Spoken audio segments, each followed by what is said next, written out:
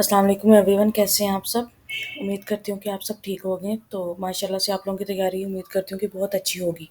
तो कल जैसा कि हमारा पीपीएससी फिज़िक्स का टेस्ट है, तो कुछ स्टूडेंट्स के बहुत सारे जो है ना वो क्वेश्चंस हैं टेस्ट के रिगार्डिंग के टेस्ट के मतलब मुताबिक जो क्यूरीज़ हैं, उनको मैं जो है ना आज रिज़ॉल्व करवाऊँगी इंशाल्लाह। तो जैसे कि हम लोगों ने तैयारी अभी तक की है, तो आई होप कि आप लोगों की तैयारी, अगर आपने प्लान को फॉलो किया है और जो सिलेबस मैंने बताया है, तो इंशाल्लाह बहुत अच्छी हुई होगी। तो अभी तक जितना भी सिलेबस हमने कवर किया है, तो मुझे उम्मीद है और कि उसमें से जो है ना आप लोगों का मोस्टली पेपर कवर हो जाएगा। बाकी अल्लाह ताला आप सब लोगों को कामयाब करे। Good luck for your test. तो अब जो क्वेश्चंस की तरफ आते हैं, कि जो क्वेश्चन बहुत सारे स्टूडेंट्स ने पूछे हैं मुझसे, तो मैं उनका जो है ना वो जवाब आपको एक सिंगल वीडियो के अंदर प्रोवाइड करूँगी।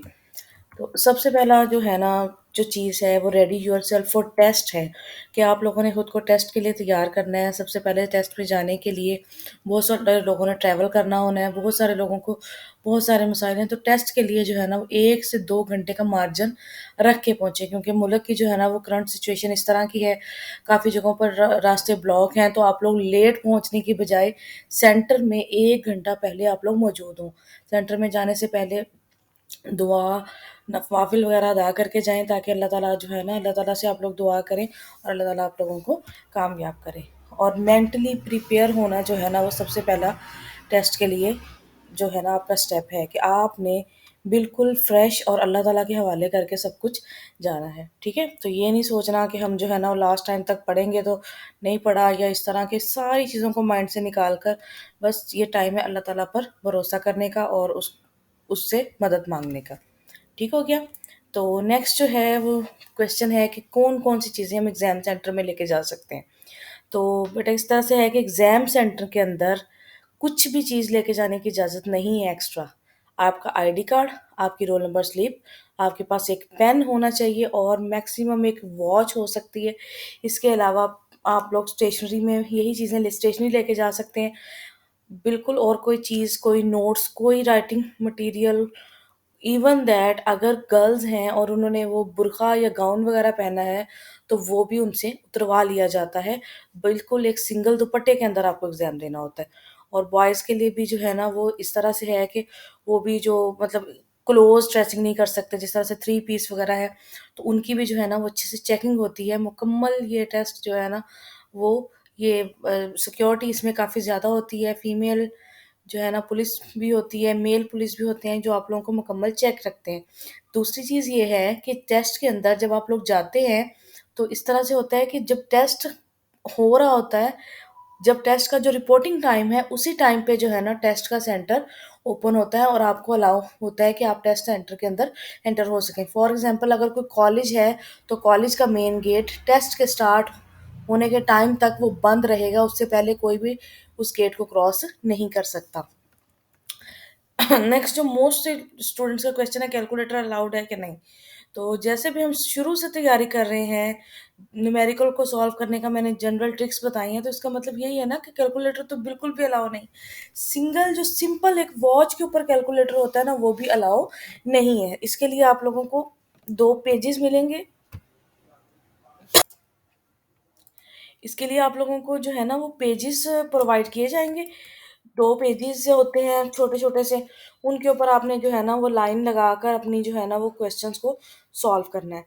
लेकिन कैलकुलेटर बिल्कुल भी अलाउ नहीं है। और कुछ लोगों ने मुझसे, बच्चों ने ये पूछा था, क्या हम एग्ज़ाम सेंटर के अंदर कोई मटीरियल लेके जा सकते हैं? मतलब फॉर एग्ज़ाम्पल हमें लास्ट टाइम पे कुछ स्टडी करना हो या जीके की कुछ चीज़ें स्टडी करनी, तो बिल्कुल भी अलाउ नहीं है। जैसे कि मैंने आप लोगों को पहले बताया कि सेंटर के अंदर सिर्फ़ और सिर्फ़ आप लोगों की जो स्टेशनरी प्लस आपकी roll number slip and ID card, कोई और डॉक्यूमेंट आपका अंदर जो है ना वो लेके जाने की इजाज़त नहीं होगी। उसके बाद है मैनेज स्ट्रेस। सबसे इम्पोर्टेंट चीज़ है स्ट्रेस को मैनेज करना, प्रेशर को मैनेज करना। उस टाइम पे जब आप लोगों का टेस्ट हो रहा होता है या टेस्ट होने वाला होता है, वहाँ पर बहुत सारे लोग होते हैं। जैसा कि आप लोगों ने प्लानर के अंदर देखा कि 10 से 15,000 लोग जो है ना वो तो टोटल फीमेल और मेल का अगर इकट्ठा पेपर है या इकट्ठा सेंटर है, इसके बारे में मुझे वैसे आइडिया नहीं है। तो बहुत सारे लोग होते हैं, बहुत सारे लोगों को एक देख के एक स्ट्रेस सा हो जाता है। तो जब एग्ज़ाम सेंटर में जाते हैं, कुछ फ्रेशर होते हैं, कुछ एमफिल होते हैं, कुछ पीएचडी होते हैं।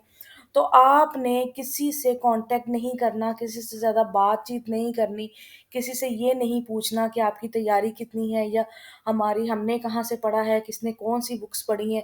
मतलब आपने कोई भी ऐसी एक्टिविटी नहीं करनी जो आपको स्ट्रेस में मुब्तला करे। आपने अपने काम से काम रखना है, जाके अपनी सीट पे बैठ जाना है और अपनी सिर्फ़ दुआएँ पढ़नी है, दुरूद पाक पढ़ें, अल्लाह ताला से जो है ना वो मदद माँगे।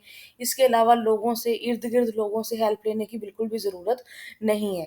और सिर्फ़ जो है ना इस टेस्ट को पास करने का आज के दिन के बाद जो मेन चीज़ है ना आपके नॉलेज के बाद सबसे पहले प्रेशर और स्ट्रेस को मैनेज करना है। और ये आप एक स्टूडेंट खुद कर सकता है, उसको कोई दूसरी चीज़ जो है ना नहीं कर सकती। इसके लिए यही स्टेप्स हैं कि आप किसी से कुछ भी बात ना करें, कुछ भी डिस्कस ना करें, कुछ भी ना पूछें कि उसकी तैयारी कितनी है और क्राउड को देख के बिल्कुल भी परेशान नहीं होना। उसके बाद आप लोगों के पास जो है ना पेपर किस तरह का आया है। अब कुछ लोगों ने पूछा है कि हमने जो है ना पेपर को देख के नेगेटिव मार्किंग और ये इस तरह के कुछ क्वेश्चंस हैं। तो पेपर सबसे पहले जब आपके पास पेपर आएगा ना, आप पेपर अटेम्प्ट करने लगेंगे, आपको पेपर के टाइप का पता चल जाएगा 1-2 क्वेश्चन पढ़ने से ही। आया कि पेपर आसान है, पेपर मुश्किल है, ये पेपर बहुत मुश्किल है। अगर पेपर बहुत मुश्किल है तो उसका मेरिट लो होता है। अगर पेपर आपके लिए आसान है ना, तो वो बाकी पूरा जो सेंटर बैठा है उन सब के लिए आसान है। तो सबसे पहले आपने जज करना है कि पेपर की टाइप किस तरह की है, कि आया कि पेपर आसान आया है, मतलब ये नहीं देखना कि आपको आता है या नहीं, आपने ये देखना है कि पेपर के अंदर क्वेश्चन किस टाइप के हैं, ईज़ी हैं या मुश्किल हैं। तो पेपर टाइप अगर आपको पता चल जाती है तो फिर आपको अंदाज़ा हो जाता है कि आपने कितने क्वेश्चन अटेम्प्ट करने हैं, ठीक है? नेक्स्ट क्वेश्चन जो है ना वो अटेम्प्ट किस तरह से आपने पेपर करना है। जब आपके सामने पेपर आ जाता है, अच्छा इससे पहले एक पॉइंट रह गया जो डिस्कस करना था कि आप लोगों का फॉर एग्ज़ाम्पल टाइम 10 बजे है, तो 10 बजे से लेकर साढ़े 10 या आई थिंक सो 1 घंटा या आधा घंटा है मेरा ख़्याल है टाइम होता है रिपोर्टिंग टाइम जिसके अंदर आप लोग जाते हो, आप लोगों को मटीरियल फ्राहम किया जाता है, आप लोगों की चेकिंग होती है जिसमें आप लोगों की रोल नंबर स्लिप चेक होती है, आप लोगों की आईडी कार्ड और रोल नंबर स्लिप के साथ मैच होता है, तो ये टाइम जो है वो बच्चे एक्स्ट्रा होता है। जब आपके पास टेस्ट आ जाता है, आपका जो 90 मिनट वाला टाइम है वो उसके बाद स्टार्ट होता है, टेस्ट डिलीवर होने के बाद। समझ आ गई? तो टेस्ट से जो है ना टेस्ट का टाइम 90 मिनट है, बाकी सारा जो टाइम है ना वो रिपोर्टिंग टाइम। अब आपने पेपर अटेम्प्ट कैसे करना है? फॉर एग्ज़ाम्पल आपने पेपर को पढ़ना शुरू किया और आपको पहला जो क्वेश्चन था, वो 100% कन्फर्म है कि उसका ऑप्शन सी है। तो आपने बिल्कुल भी ध्यान इधर-उधर भटकाए बगैर या दूसरे क्वेश्चन पे टाइम लगाने के बजाय, सबसे पहले पहले क्वेश्चन का जो आंसर है ना, उसका बबल फिल कर देना है। आपने ये नहीं करना कि पहले उस पे कच्ची पेंसिल से टिक कर लिया और बबल बाद में फिल करने लग गए। ये चीज़ें जो है ना, ये टाइम को भी जो है ना वो अ, बल्कि टाइम मैनेजमेंट को भी साथ ही डिस्कस कर लेते हैं कि आपने टाइम भी किस तरह से मैनेज करना है। तो जब पेपर आपके सामने आ जाता है, तो पेपर के अंदर आप लोगों को पता है कि 100 मार्क्स होते हैं, ठीक है? तो 100 मार्क्स में से आपको कुछ आते होते हैं 100%, कुछ क्वेश्चन होते हैं जो आपको 50% आते हो, कुछ 80% चांसेस होते हैं कि आपको इनके आंसर 80% कन्फर्म है। अब आपने सबसे पहले जो है ना अपना टाइम 90 मिनट्स को डिवाइड करना है कि आपने फर्स्ट 30 मिनट्स में वो वाले क्वेश्चन अटेम्प्ट कर लेने हैं, वो वाले अटेम्प्ट करना मतलब उनको पढ़ के उसके बाद उसको बबल शीट फिल कर लेनी है।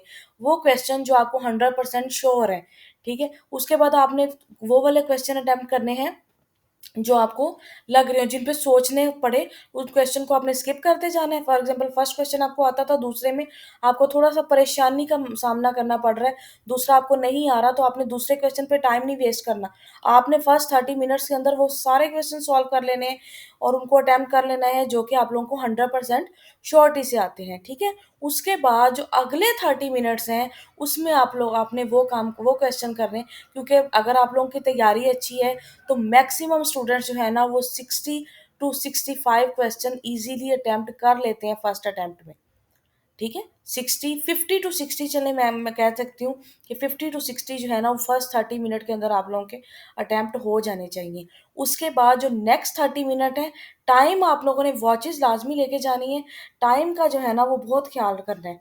उसके बाद आपने क्या करना है, उन 30 मिनट्स में आपने वो क्वेश्चन देखने हैं जिनमें आपको कन्फ्यूजन हो, उनको थोड़ा-सा टाइम देना है और सोच के फिर उनको अटेम्प्ट करना है। उसके बाद जो बाकी 30 मिनट्स है, वो क्वेश्चन जिनका आपको बिल्कुल भी आइडिया थोड़ा बहुत तो है, मतलब वो जो 50-50 चांसेस होते हैं या 40-50% जिनके आंसर आपको आ रहे होते हैं, तो उनको अगर थोड़ा-सा सोचा जाए, तो वो आप लोगों को आंसर का आइडिया हो जाता है। तो उन पे उस टाइम को लगाना है, लास्ट 30 मिनट्स।